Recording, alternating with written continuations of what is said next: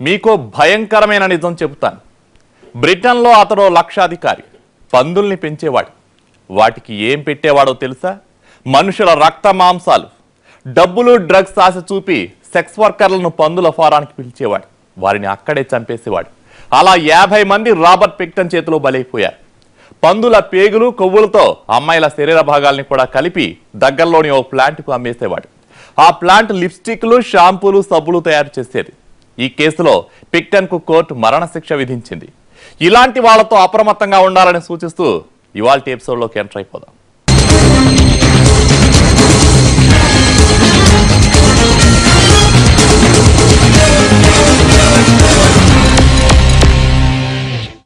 Cyber నేరగాళ్లు కొత్త పందా అనుసరిస్తున్నారు. బలవంతంగా డబ్బులు లాగేస్తున్నారు. సైబర్ నేరాల్లో లక్షలు పోగొట్టుకుంటున్న వారి సంఖ్య పెరుగుతోంది. ఇంటర్నెట్, మొబైల్ వాడకంలో అలర్ట్గా ఉండాలి. అందుకోసం ఎలాంటి జాగ్రత్తలు తీసుకోవాలో పోలీసులు వివరిస్తున్నారు. అవేంటో ఒకసారి చూద్దాం.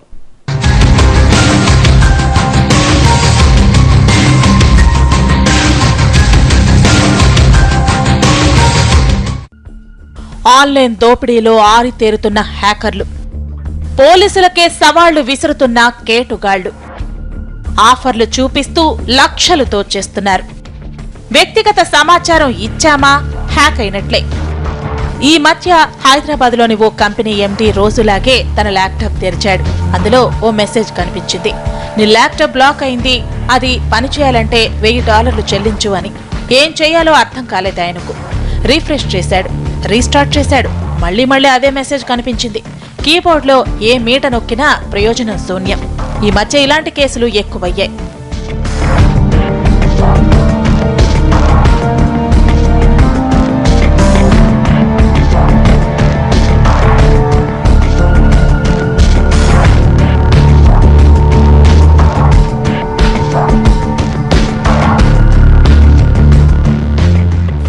ఏడాది కిందట హైదరాబాద్ సైబర్ క్రైమ్ డిపార్ట్మెంట్ పోలీసులకు తొలి ఫిర్యాదు అందింది.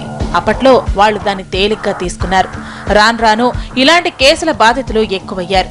కంప్యూటర్లోకి తమ సాఫ్ట్వేర్లను పంపిస్తున్న హ్యాకర్లు మొత్తం కంప్యూటర్ను తమ కంట్రోల్లోకి తెచ్చుకుంటున్నారు. వారికి డబ్బు చెల్లించకపోతే అది పని చేయదు.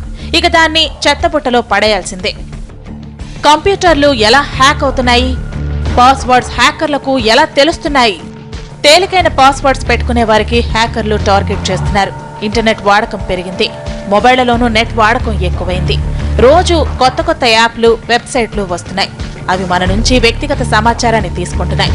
వాటిని సైబర్ నేరగాళ్లకు అమ్మేస్తున్నాయి. ఇలాంటి సమాచారం తీసుకున్న హ్యాకర్లు పాస్వర్డ్ తెలుసుకునేందుకు ప్రత్యేక సాఫ్ట్వేర్ వాడతారు. ఈ సాఫ్ట్వేర్ కు వ్యక్తుల డేటా ఇస్తే చాలు. అంటే పుట్టిన తేదీ, పేరు, వయసు వంటి వివరాలు. వీటిని ఉపయోగించి ఈ సాఫ్ట్వేర్ లక్షలాది పాస్వర్డ్ కాంబినేషన్ను తయారు చేస్తుంది. వాటితో వ్యక్తుల అకౌంట్లను తెరిచేందుకు ప్రయత్నిస్తుంది. ఏదో ఒక పాస్వర్డ్ కు మన అకౌంట్ ఓపెన్ అవుతుంది. అంతే, మన సిస్టమ్స్, అకౌంట్లు హ్యాక్ అయినట్లే. ఫేస్బుక్, బ్యాంక్ అకౌంట్లు, ఈమెయిల్స్, ఇలా ఏ అకౌంట్ అయినా ఈజీగా తెరిచేయగలుగుతున్నారు హ్యాకర్లు. సైబర్ నేరగాళ్లకు దొరకకుండా ఏం చెయ్యాలి? పోలీసులు ఇస్తున్న సూచనలేమిటి?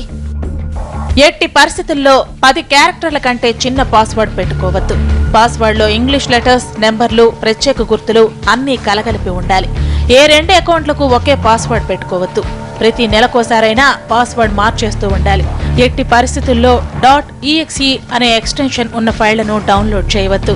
ఇలాంటి ఫైళ్లు కంప్యూటర్లో ఇన్స్టాల్ అయితే ఇక సిస్టమ్ హ్యాకర్ల చేతిలోకి వెళ్లిపోయినట్లే. పొరపాటున ఇలా జరిగితే ఓ పని చేయవచ్చు. కంట్రోల్ ప్యానెల్లో సిస్టమ్ రీస్టోర్ అనే ఆప్షన్ ఉంటుంది. దాన్ని వాడి ఓ వారం ముందు సిస్టమ్ ఎలా ఉండేదో ఆ పొజిషన్ కు తీసుకురావచ్చు. తద్వారా ఈ వారంలో ఇన్స్టాల్ అయిన సాఫ్ట్వేర్లు ఎగిరిపోతాయి. హ్యాకర్ల బెడద తప్పుతుంది. పైరేటెడ్ యాంటీవైరస్ వాడవద్దు. బ్యాంకులు, ఇంటర్నెట్ ఆపరేటర్లు, మొబైల్ ఆపరేటర్లు డిఫాల్ట్ గా ఇచ్చే పాస్వర్డ్లను మార్చేయండి. తెలియని ఈమెయిళ్లను తెరవవద్దు.